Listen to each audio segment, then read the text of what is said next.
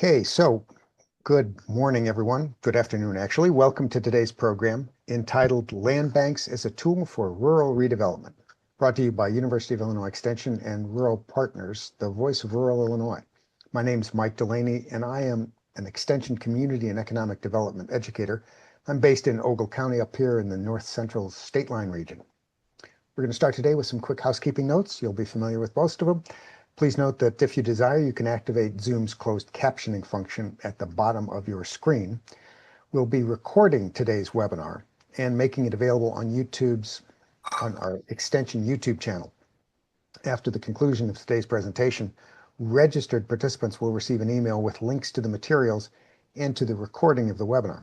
If you didn't register in advance for the webinar and would like to receive the materials, that's fine.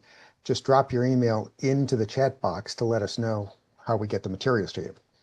As always, you're welcome at any time to share your questions in the Zoom chat space. We will review the questions in a Q&A period following the main presentations. Now I'd like to introduce Ann Silvas, who serves as a member of the board of Rural Partners.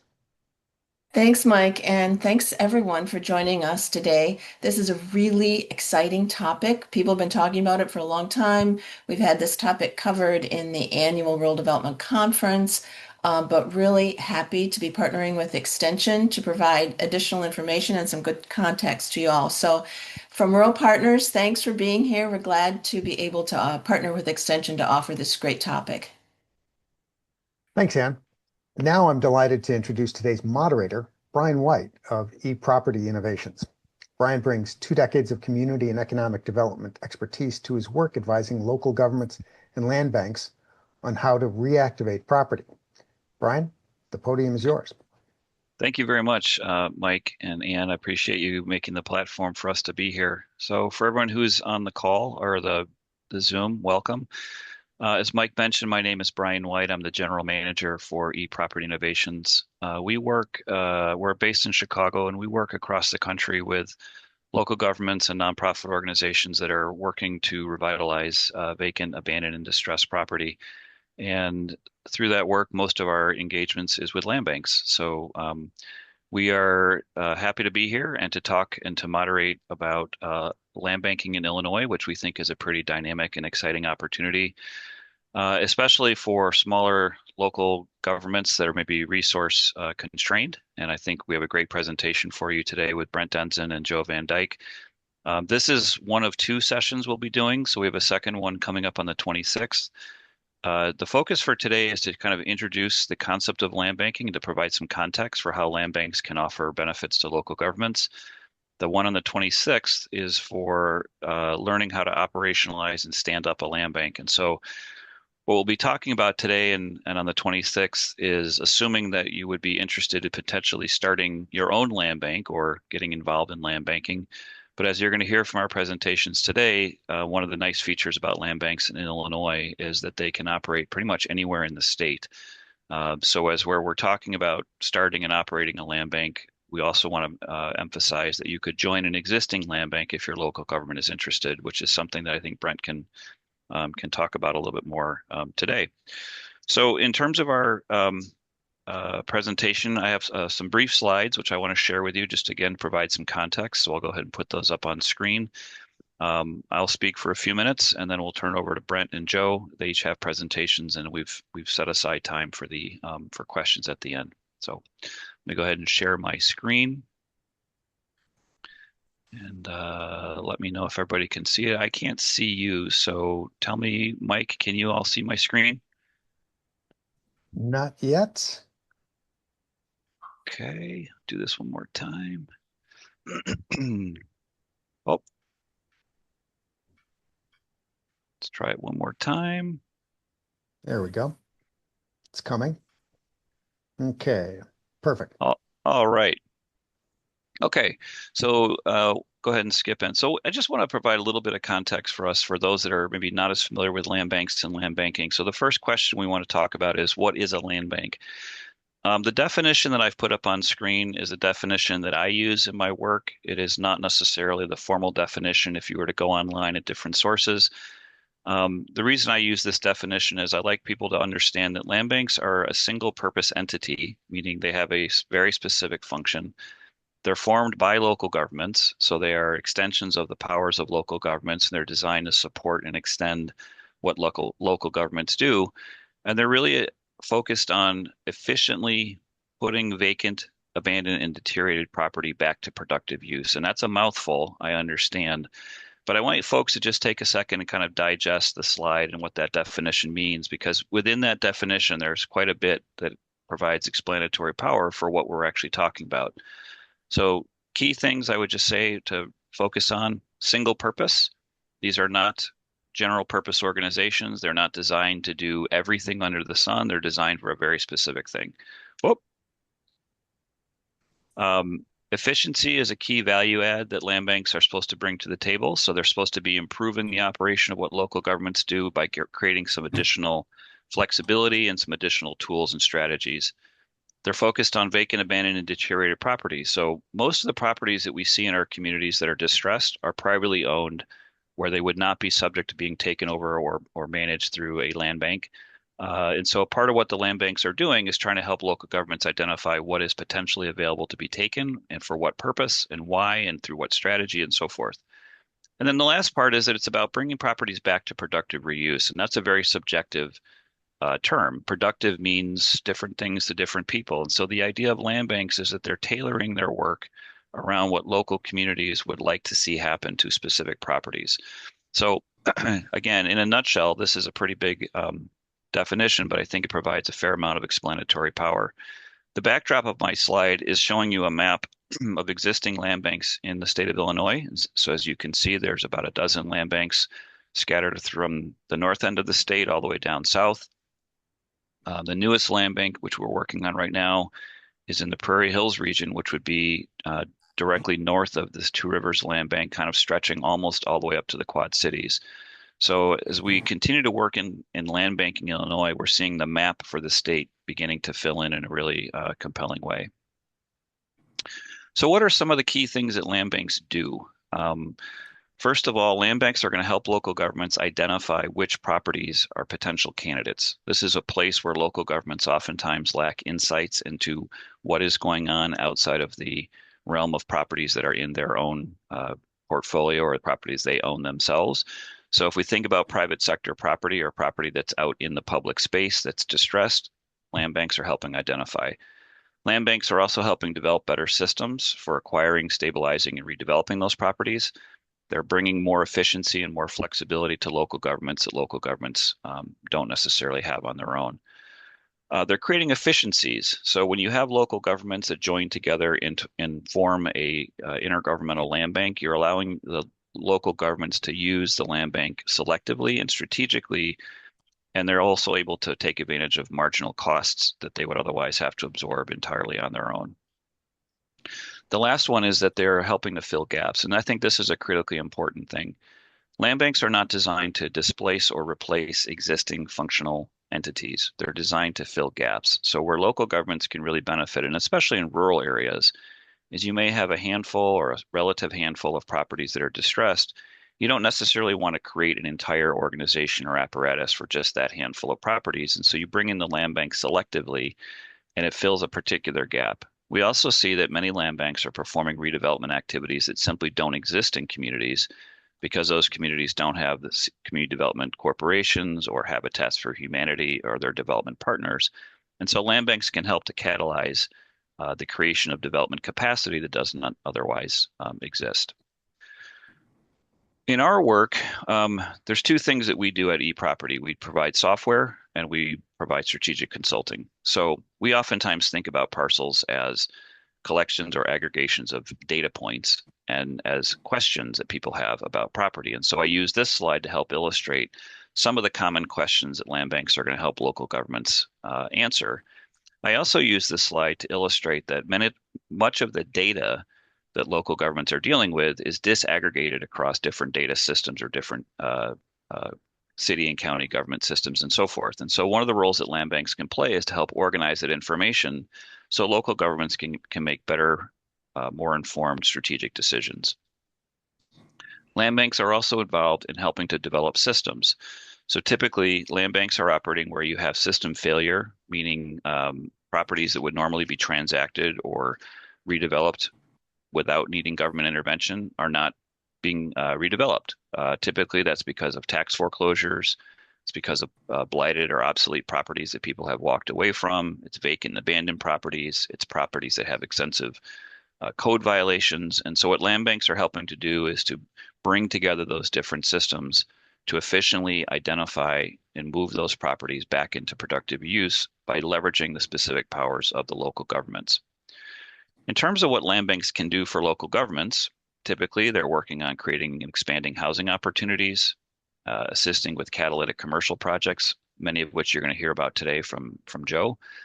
They're doing a lot of demolition, so they're removing dilapidated structures or obsolete structures. We also see a lot of land banks working on brownfield redevelopment projects. They're also addressing what I would call quality of life. So special projects that are built around specific unique needs, like stormwater abatement for communities that are prone to flooding, or creating community gardens and farms to address food insecurity and so forth. So land banks are very flexible. They can kind of fill the specific needs that communities have. And these are some of the areas that they work a lot of their, or where they focus a lot of their energy. What they are able to bring for local governments is allowing governments to exercise their authority very strategically, which I think Brent's going to talk a little bit more about.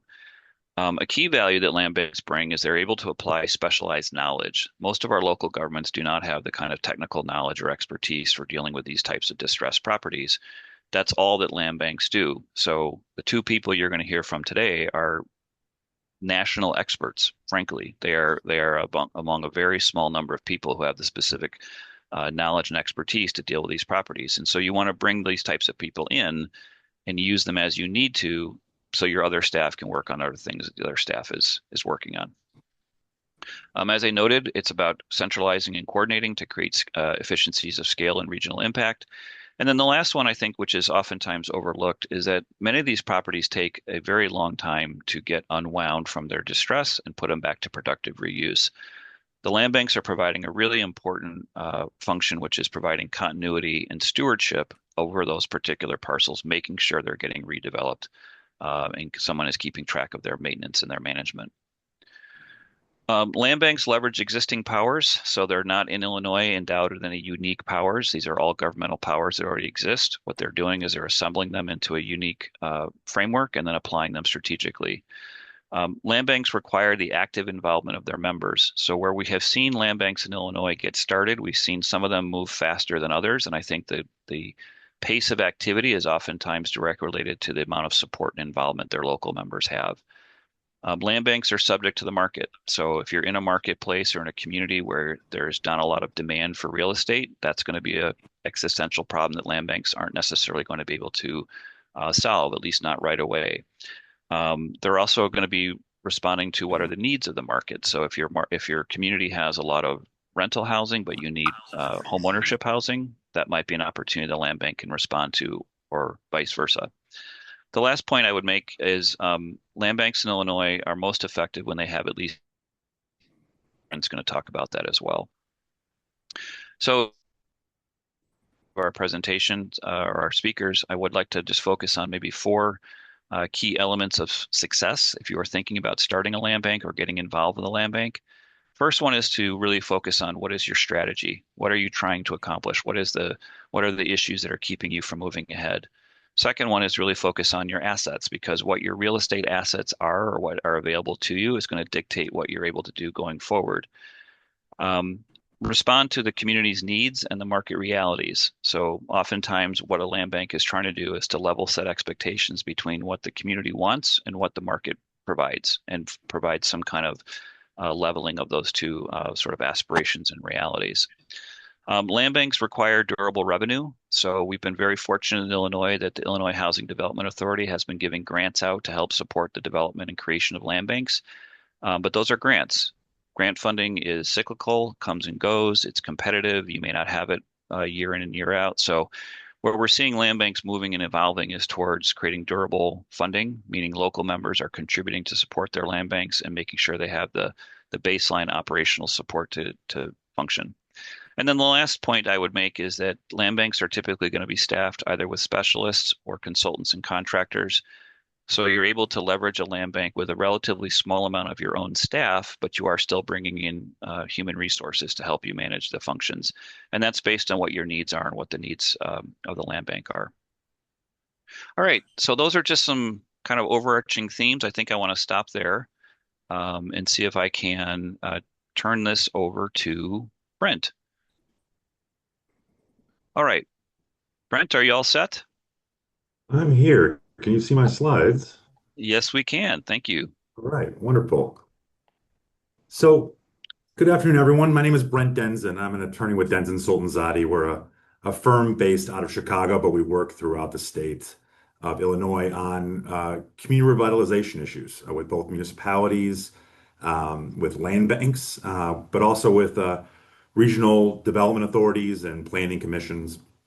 The centralized theme of our work has been revitalizing distressed properties into the assets that Brian just got done talking about.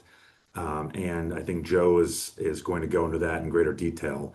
But I'm going to set you up with some of the legal background in Illinois of how specifically land banks work here. Land banks are not unique to Illinois. They've actually have been deeply ingrained into states like Ohio and Michigan into their state laws and function as a formal unit of government in those states. But while the legal underpinnings of our land banks may be a little different, they function as very similar. And so I'm going to walk you through how our land banks work, and then at the end of this presentation, we can answer some questions. So what is a land bank? Brian talked about functionally what a land bank does. It acquires, a land bank manages, and it positions properties for productive use, for disposal to some other entity, for housing, for commercial redevelopment, industrial development, stormwater, environmental management, etc. Specifically, though, in Illinois, a land bank typically is an intergovernmental agency. And what that means is that it is an agency formed under a state law called the Intergovernmental Cooperation Act. Very similar to waste management and water management, stormwater management. These are regional entities that are formed under the same law and have municipal members that join together to collectively exercise authority that they have on their own, but it doesn't make much sense for them to do some of this work on their own. So instead of collecting your own trash and then stopping at the city lines and having a completely another contractor start there, a lot of regional entities have formed to have that type of service expanded over an entire region and the costs split between the members. That was the formation of the land banks in Illinois about 10 years ago. Each individual municipality has one problem they need to solve. They want to get control of abandoned properties and they want to put them back into productive use. The laws they're going to use to do that are all the same. They're going to need the same expertise. And instead of each one of the municipalities trying to do it on their own, the idea of the land bank came to Illinois and serves as that function where you can pool your resources and your authority and have one team, like the team that Joe leads, handle the work for all of your members. Brian alluded to this, but home rule authority is a key element of land banking in Illinois. Home rule authority allows municipalities to acquire and convey land without going through statutory processes that inhibit the ability to place land in the right end use that the community wants without going through an auction process, et cetera. The Intergovernmental Cooperation Act allows municipalities to all enjoy the authority that any one of the members has, and that member will act on their behalf. And that's the core element of land banks. They have at least one home rule member, and that home rule member is really the member that's acquiring and selling land on behalf of the land bank under the banner of the land bank. How do they acquire land in Illinois? So you can acquire land by donations and voluntary conveyances from people that are trying to transition their land to a sustainable end use, but they don't want to sell it and they just want to get rid of property that they're no longer going to use. They can purchase property, so they can operate in the market as it exists now. But the last two are really where land banks are used because the other two can be used by any other market actor. Judicial deeds, land banks help to use the authority of the municipal members to acquire properties through the municipal code, which authorizes municipalities to take control over certain properties that are deemed abandoned. And you go through a court process to demonstrate to a judge that it meets the threshold requirements for an abandoned property under state law. And no one has shown up in court after numerous notices to come claim your property. Under Illinois existing law, municipalities can acquire title to that property. And by doing that, it resets all the back taxes that were keeping that property from being bought and sold on the open market, and allows the municipality or the land bank, if it's working with one, to reconvey that property. That is a major tool used by land banks in Illinois, but it also can take liens that exist from existing services that the land bank that the municipality has provided to the property, a board up, grass cutting, anything that you've done on a local level that can be liened. Those liens can be foreclosed. And on abandoned property, typically that foreclosure will go through to a judicial deed because it has some other barrier for the public to use that land without intervention. The tax process is a huge process that land banks use. Properties that are tax delinquent are often the targets for land banks because that tax delinquency is creating a barrier between the properties that exist today and where it needs to go. There are only local governments are the only entities that can remove that barrier by abating those back taxes. So they can go through either a judicial trustee, I'm sorry, the tax trustee process that you may be familiar with in your counties.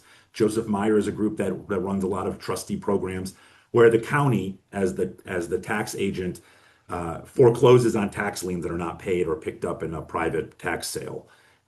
That's one avenue where properties go into an inventory that's held by the county and the county trustee. Land banks work with that inventory and can either acquire by a donation or a purchase property from that tax trustee that inventory. A lot of properties that you would want to target using a land bank are already owned by the county and are about to be resold to someone else, maybe without the controls or the purpose that you want to apply.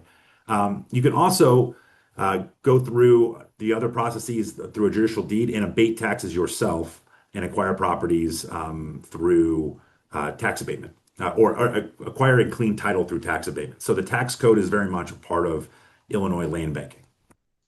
Once you acquire a property, uh, your land bank will help to position it for resale and development.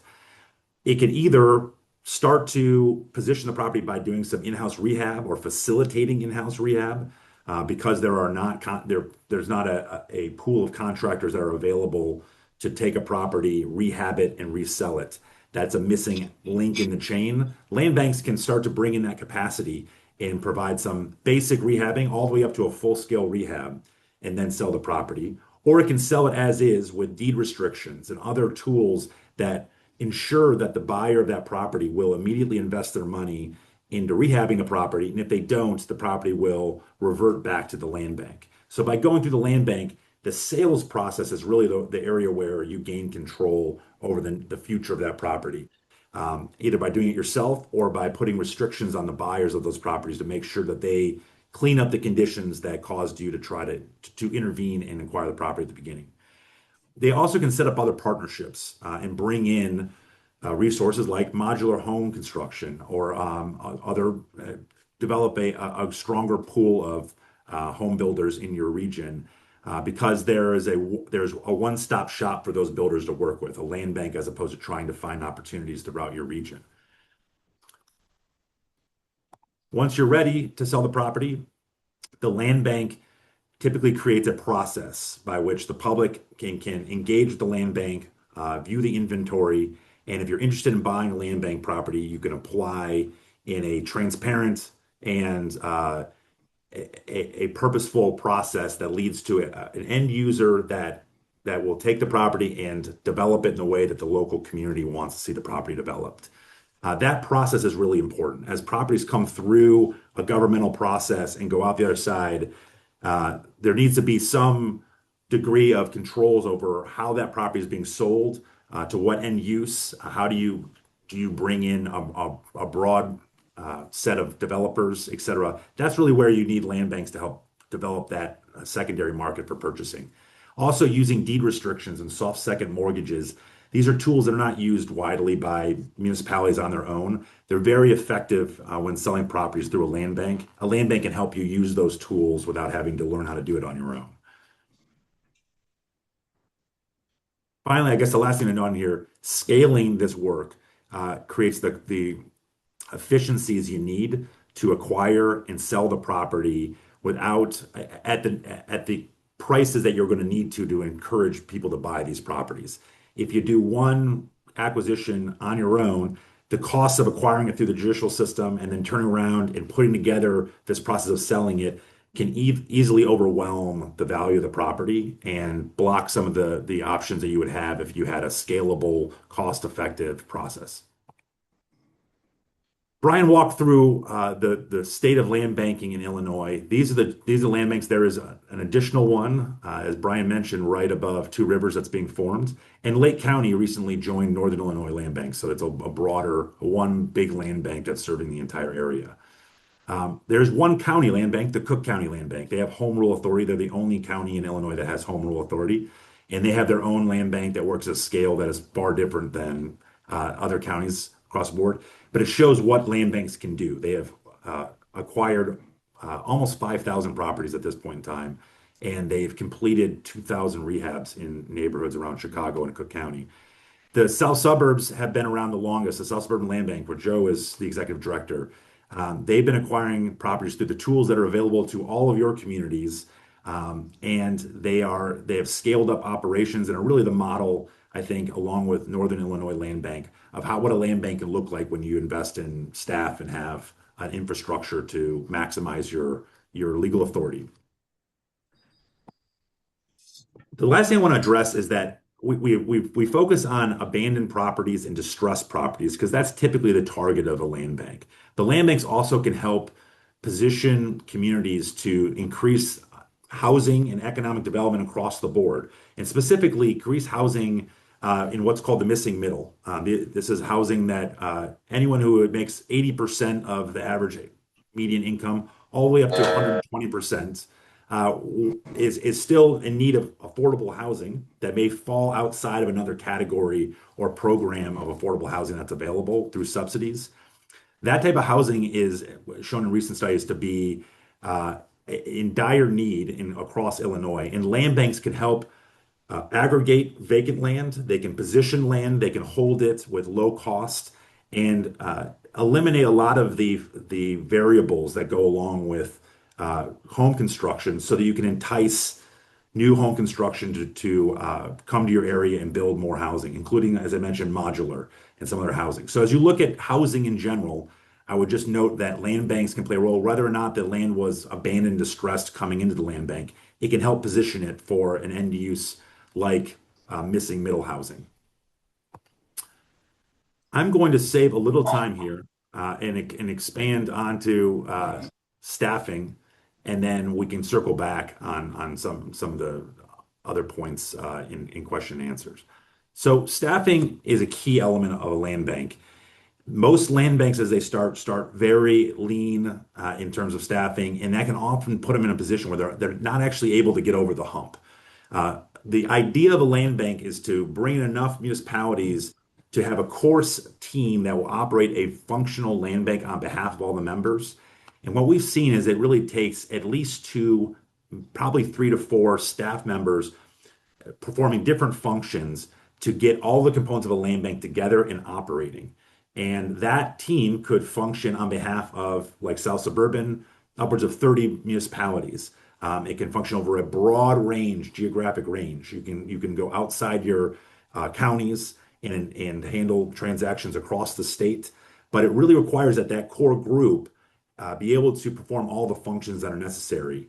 It needs to identify properties, put them into some sort of management system, whether it's software or some other protocol to figure out a strategy for acquisition, bring them in and set them up for sale. And that takes resources, at least 2 to 4 people. So I would encourage you, if you're looking at a land bank, to join a land bank and add resources to make that land bank able to have a basic amount of staffing and funding to operate. With that, Joe, I will turn it over to you, and I think our slides will be available. And I'm here to answer questions about any of these more nuanced points, but I want to make sure there's enough room for Joe and then for questions and answers. And Joe, I just want to interject before you begin to say I did see, or we do see some questions people are putting into the chat. So I did, because it's my nature, start to respond to some of those prematurely, but I'm stopping. I'm exercising restraint. So please go ahead and put your questions into the chat. We definitely are going to have time at the end to come back around, and these are the types of questions we want to have. So just wanted to acknowledge the folks that are putting the questions in chat. Thanks. Joe, it's all yours.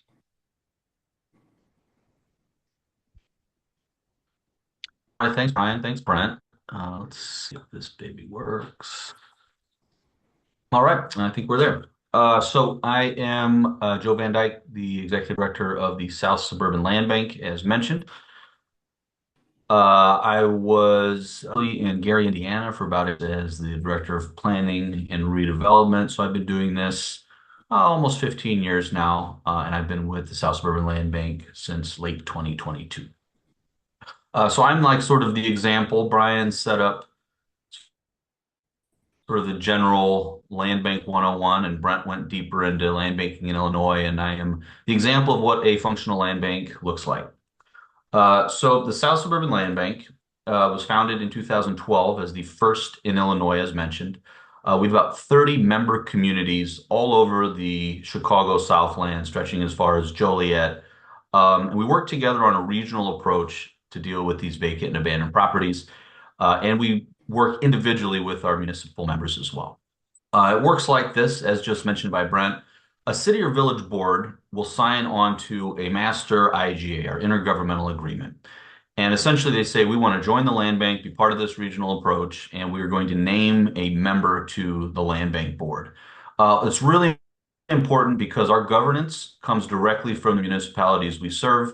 And it's a key part of how we operate is having a constant line of communication with our board members. Many of them elect to sign a second IGA specific to municipal abandonment, as just mentioned by Brent, essentially condemnation. Home rule communities across Illinois have the ability to identify vacant and abandoned properties and take them through the abandonment process to declare them abandoned. Once we get a judicial deed and a judge says this is an abandoned property, we go to work. These are the members of our land bank. Those that are in bold and asterisked are the voting board members. These are people who have up-to-date IGAs, but we work across the south suburbs. Really, we serve almost 40 communities at this point, and there's really no limitation to our ability to operate. It's really at the direction of the board. Again, having that close communication with the communities we serve really dictates a lot of the scope of our work. Right here, this is like land banking 101. This is the target. A single home on an otherwise stable block is a horrible thing for its neighboring properties. Obviously, you have the ugly factor, right? This is an ugly home. You have issues with crime and public safety. If you're a municipality, this is going to be a drain on your code enforcement department. This is going to be a drain on your building department. And anyone within 300 feet of this vacant and abandoned home has a drop of 6 to 8% in their property values.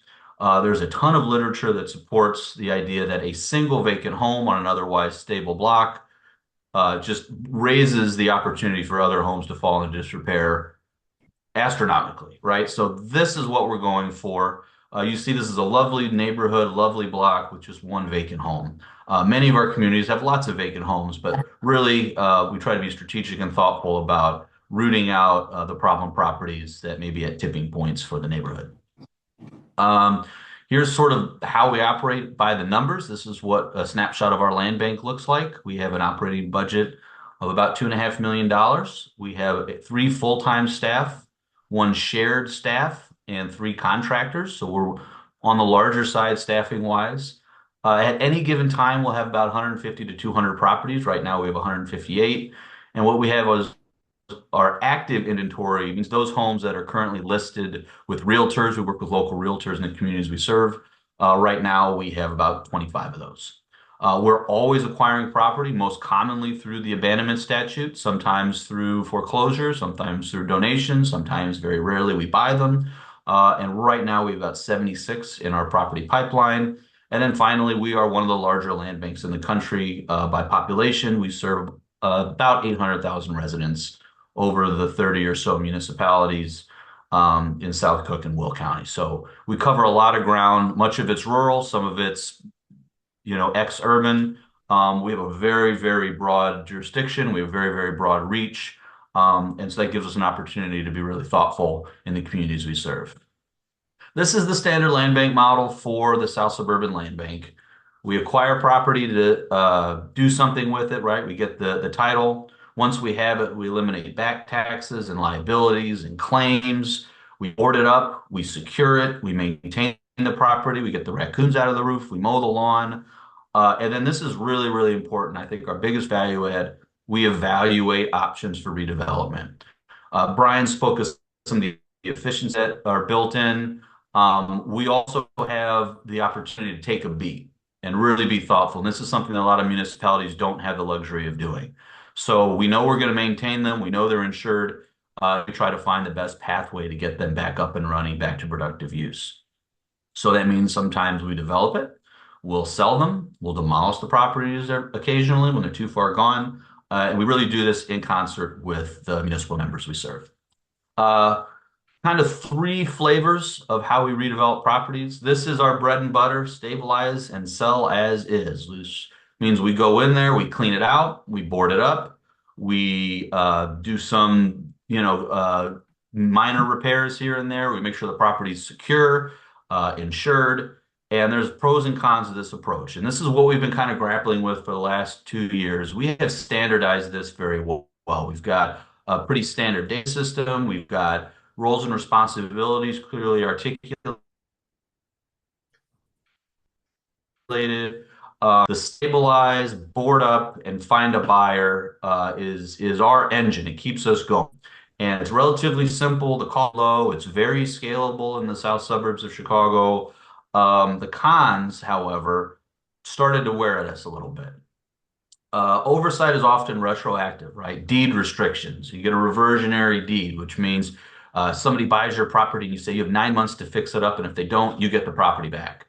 Well, my issue with that is we haven't done our job. We're trying to get properties back to productive use. If somebody hasn't redeveloped property to the standard that they said they would, it comes right back to the land bank. That's an issue, right? Lower returns, right? So we're constantly selling these to other people who make money on them. We are self-funded largely. There are some grants that support our work. We're very fortunate to have those, but our market is really strong, and I think it's if not unique, certainly very different than most land banks. We're fortunate that $100,000 to $200,000 home, which is typically what ours end up being after they're rehabbed, is right in the sweet spot for Chicagoland. It is an attainable price point for a lot of people. It's an affordable price point for a lot of people in the Chicagoland area. So we really do a good job of providing an affordable, attainable home, and that in turn funds the land bank. Anyway, this is the standard, and this is what it looks like. This is Aberdeen Street in Calumet Park, Illinois. On the left, you see the overgrowth, you see the board up, lots of trash in there. Obviously, there were animals in there at some point. We sold this to a partner named Sam, with whom we've worked on a couple houses, and they made a beautiful home of it.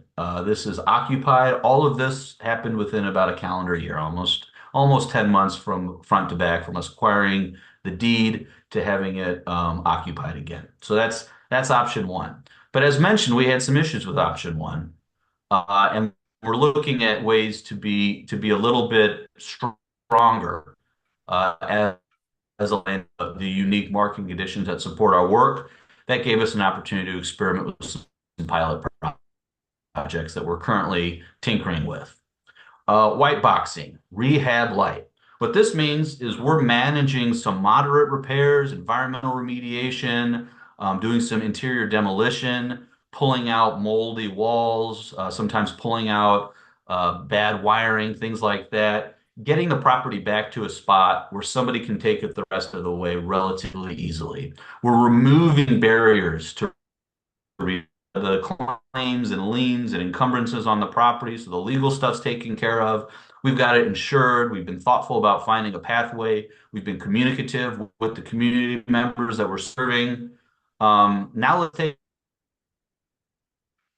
out the Super Bowl ready to work on house.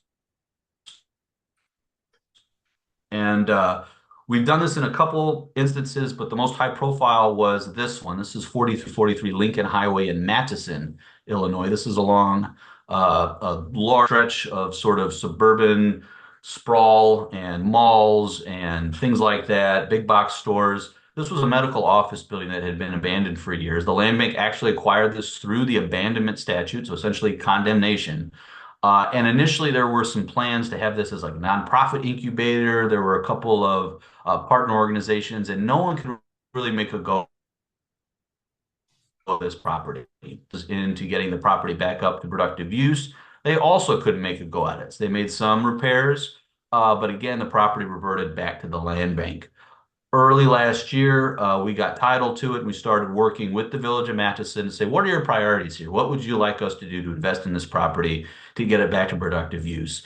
And they said, we'll work with you to find a new tenant or a new owner rather. Would you please fix up the facade? So you'll see right now, the crew is putting up some new facade along the parapet. This was falling apart. It was a huge eyesore. We also made sure the entire building was secure around the entire perimeter, and we worked with the Village of Matheson to find a new buyer.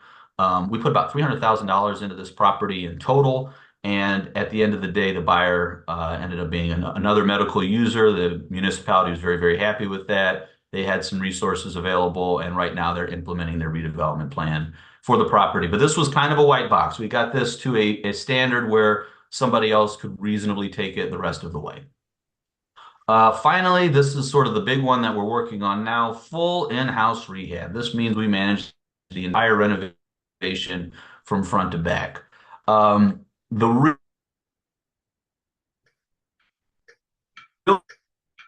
me is after it's been stabilized to some degree, you're taking a bet, you're making a bet on somebody finishing the work to the standard that you'd expect. You're hoping that they pull permits like they say they're going to do. You hope that they don't run out of money. You hope that they have the wherewithal. I saw a question about how do you vet buyers.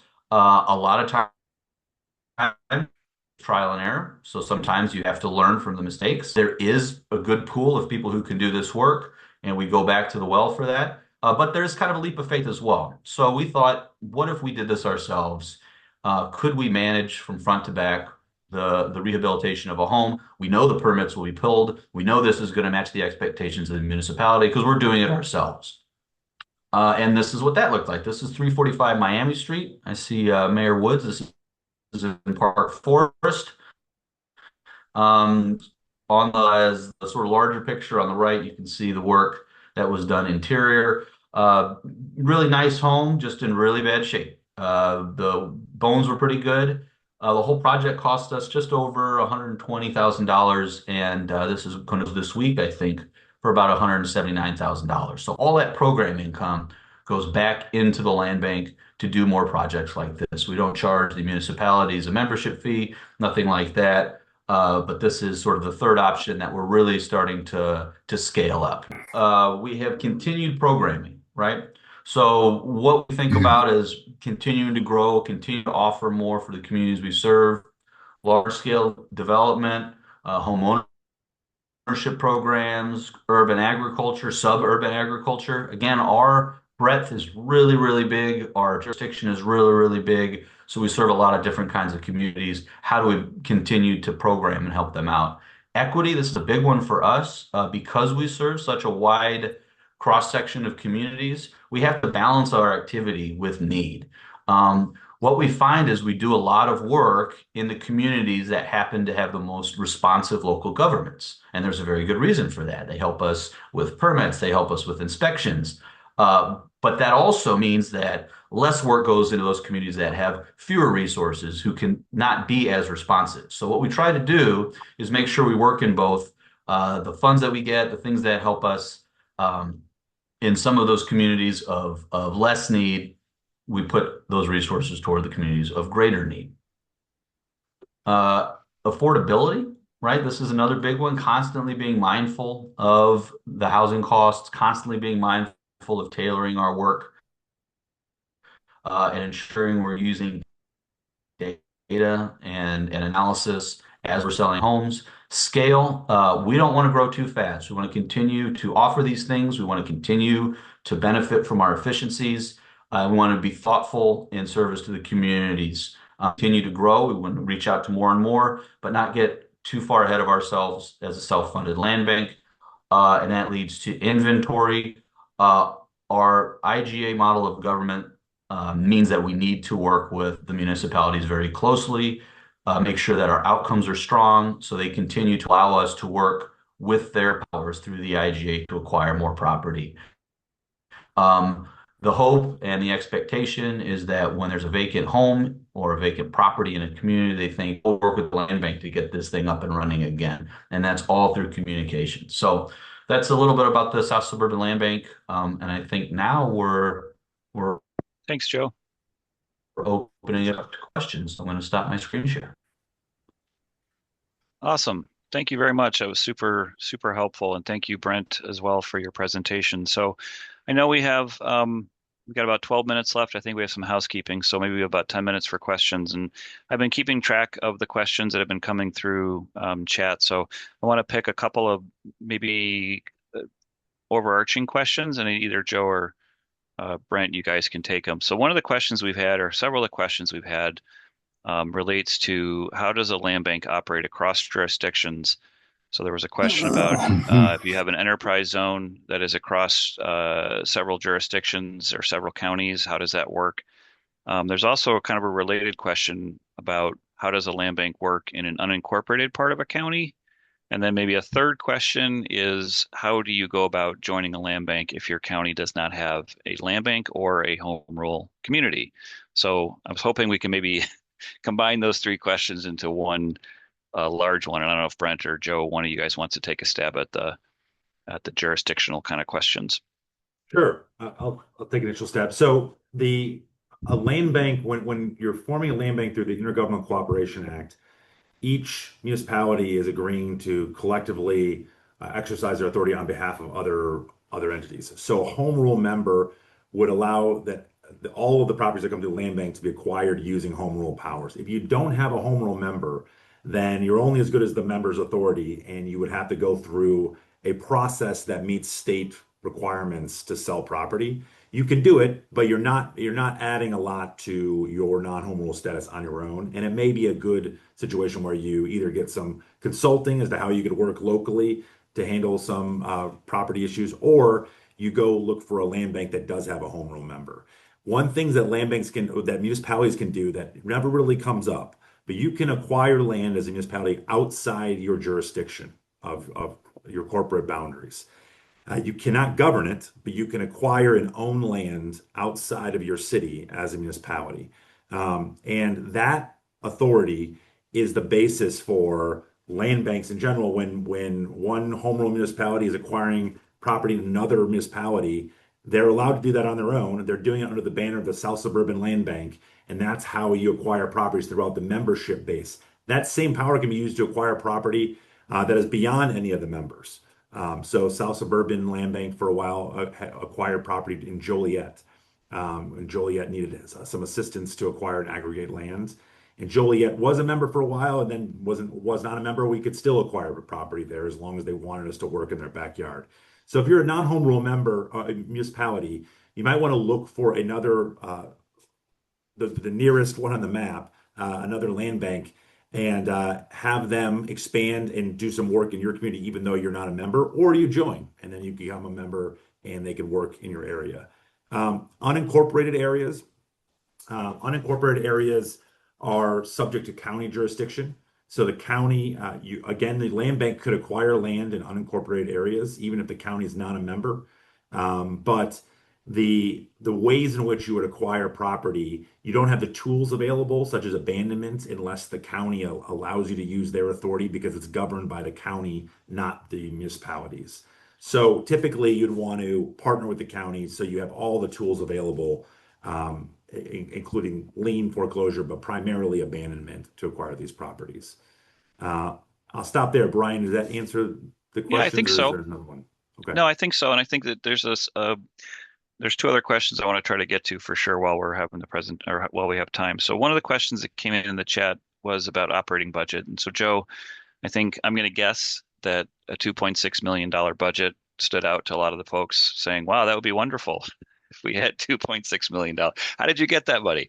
So maybe you could just kind of talk a little bit about how the land bank went about putting together maybe its operating budget, just generally speaking, and what that kind of conversation looks like. But really, where does the seed money come from to get started?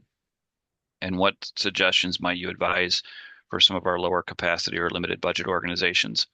Sure. The one caveat, and I mentioned it, is we have a really strong housing market. Our redevelopment is good, and it's something that I don't think a lot of land banks enjoy to the same degree we do. So I just think that's an important caveat. We did get seed funding from IDA a number of years back, and the way it really just the way that we were able to budget like that is just through our efficiencies and scale.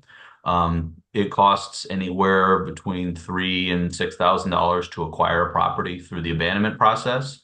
It costs usually about $2,000 to stabilize a property. And then depending on what happens next, we'll either sell it, usually in the $40,000 to $50,000 range, or we'll rehab it. And our margins are even larger. So I think on average, a home for us usually nets about $39,000 on average.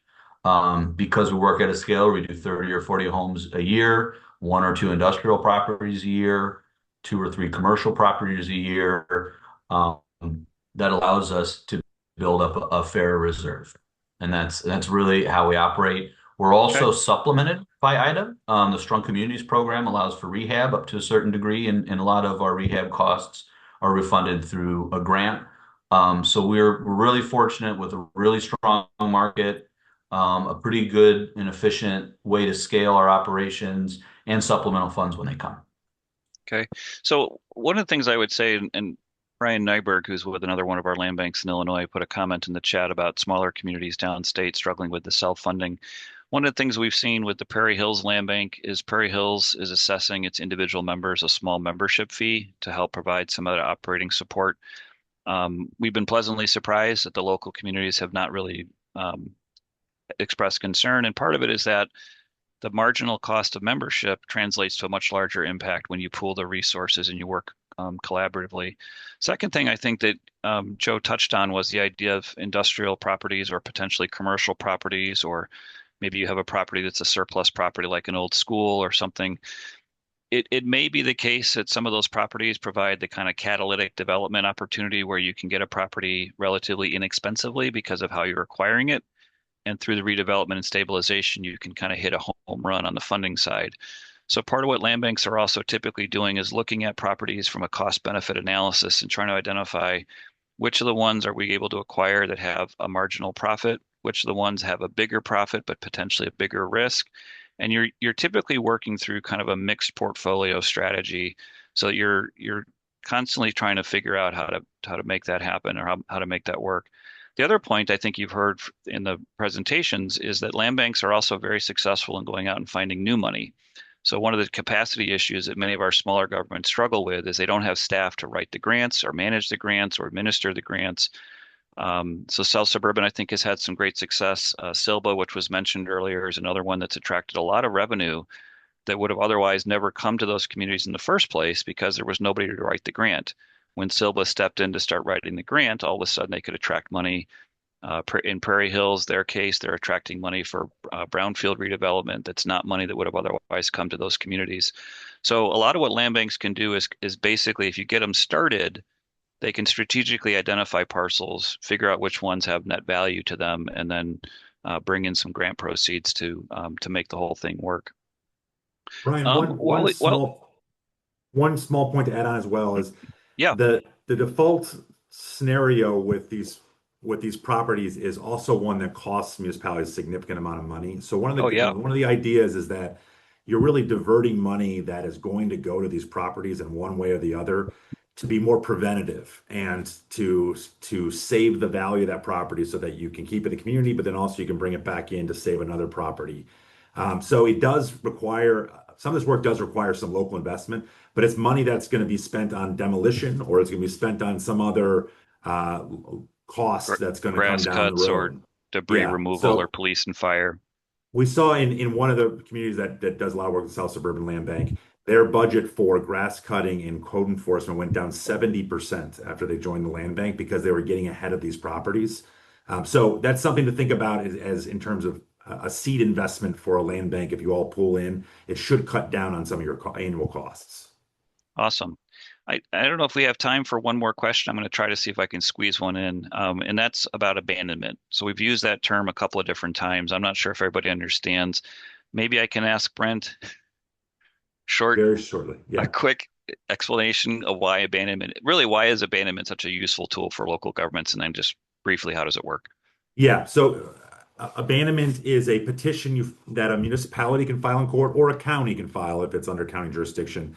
And it focuses on properties that fit three criteria. One is that they have 2 or more years of delinquent taxes. These are threshold factors that state law sets as a beginning point to decide whether a property is abandoned. 2 or more years of delinquent taxes or an unpaid water bill that's out there for 2 or more years is one category. The second category is that someone has put eyes on the property and will sign an affidavit saying it doesn't appear that anyone is living there. It could be boarded up, or that no one's legally allowed to live there, or it just doesn't appear that anyone's coming in on the house for months on end. And then finally is that the condition of the property is a nuisance. It impairs public health, safety, or welfare.